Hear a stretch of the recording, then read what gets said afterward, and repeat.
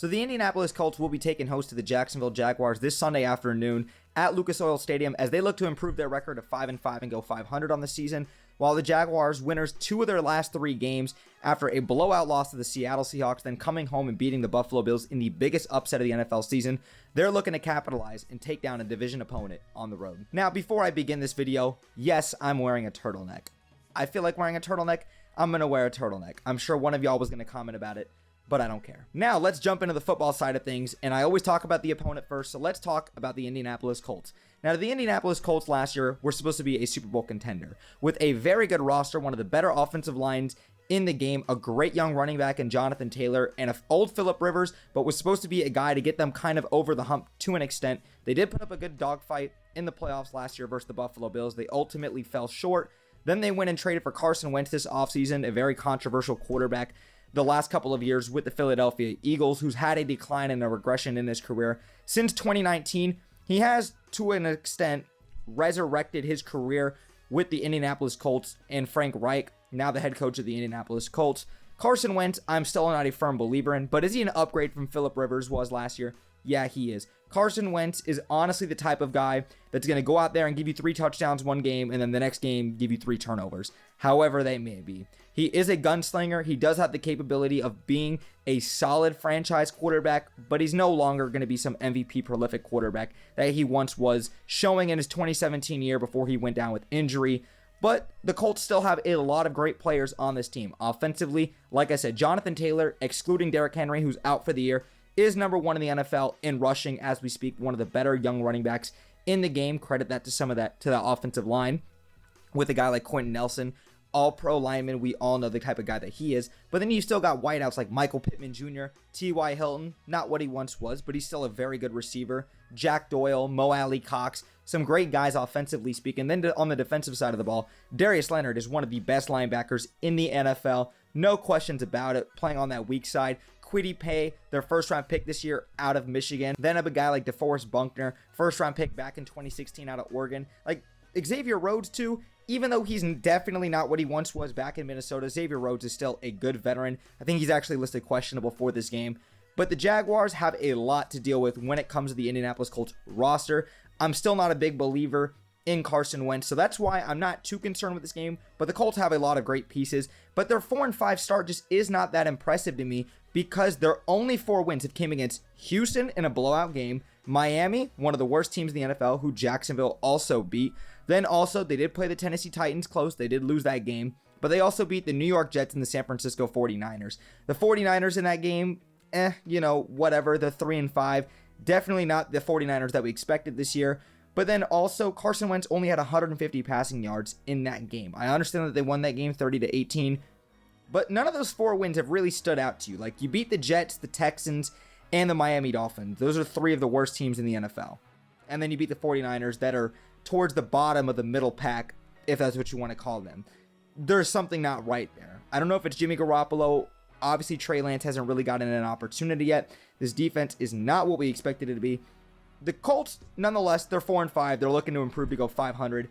But I'm just not that intimidated by the Colts right now. Now let's transition into the Jaguars side of things. The Jaguars, as I said earlier, coming off the biggest win of the NFL season so far, the biggest upset that nobody expected, held the number 1 scoring offense in the Buffalo Bills to only 6 points, which was impressive within itself.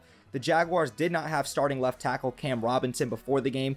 His back locked up. He's going to be coming back, as Urban Meyer has said. James Robinson, Trevor Lawrence, obviously still praying for Trevor, but Trevor Lawrence should be back along with James Robinson and Cam Robinson, the Robinson duo. That sounded weird coming out of my mouth. Back to the point, though.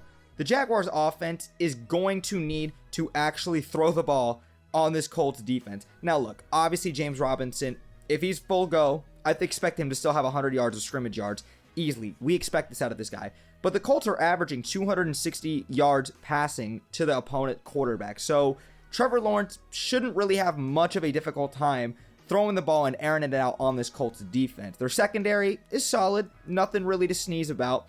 But outside of Kwity Paye and Darius Leonard and the rest of these guys getting to the quarterback, I think the Jaguars offensive line can handle that. I hope that they're healthy, but the Jags offensively really need to air it out on this defense, which I think is something that they're more than capable of doing.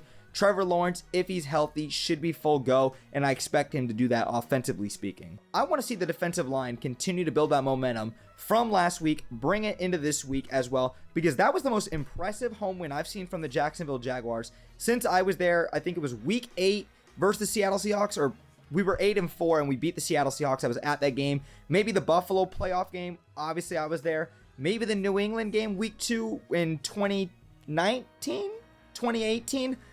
The Jags, I want to see them continue to build on that momentum. I want to see them keep playing good in the secondary that allows guys like Josh Allen, Dewan Smoot, who's really had a great year, Kayvon Chason, Jihad Ward, the rest of the defensive line to actually get home and sack a guy like Carson Wentz. I want to see Wentz get rattled. Look, he's going to have his throws. The Jags are going to have their moments where their secondary is going to get picked a bit. But the Jags did not allow a single deep shot ball on them all game versus Josh Allen and that explosive offense. And I want to see the Jags continue to carry that momentum into this week's game versus Carson Wentz. And this game is very, very capable of both sides winning this game. Obviously, the Colts need this more in terms of playoff implications. They're trying to fight for that wild card spot. And the Jaguars are honestly just looking to build on momentum and just get positive reinforcement moving forward with Urban Meyer and this team. So this game really is going to come down to the wire. I really truthfully believe that. It's going to come down to which team is not going to turn the ball over and make the bad mistakes. Carson Wentz, historically speaking, is known for that. Fourth quarter mess-ups. Jacksonville, on the other hand, still a young team learning to grow. This could be a game that the Jaguars maybe think that they've got that extra pep in their step, and they just come out scrappy on the road at Lucas Oil Stadium. I'm not predicting the Jags to win. I'm not predicting the Colts to win. I'm not going to give a prediction, but this game, I promise you, will go down to the wire. It's going to come down to Matthew Wright and the Colts kicker. I don't know if Blankenship's kicking right now. Kicking it and not missing field goals, and which team's not going to turn the ball over, because the Jags last week only had that fumble from Carlos Hyde. The Bills, on the other hand, had 3 turnovers, and the Jags were able to capitalize on that. Carson Wentz, as I said, historically known for making turnovers in the worst times of the game. Jacksonville, Trevor Lawrence, and the rest of this team needs to take care of the ball in order to come out with a victory. Not predicting a winner, but it's going to be a great game. But Jaguar fans and Colts fans, I want to hear your guys' thoughts and predictions down below. Drop a score prediction, because I sure as hell won't. And also, just talk to me about some things you guys are looking forward to heading into this game. Now, if you guys did enjoy the content, make sure you guys like, turn on notifications, and hit that subscribe bell to stay tuned for more Jacksonville Jaguars and NBA content that I do here on YouTube. For Brett James, aka BJ, I'm out, y'all. Peace!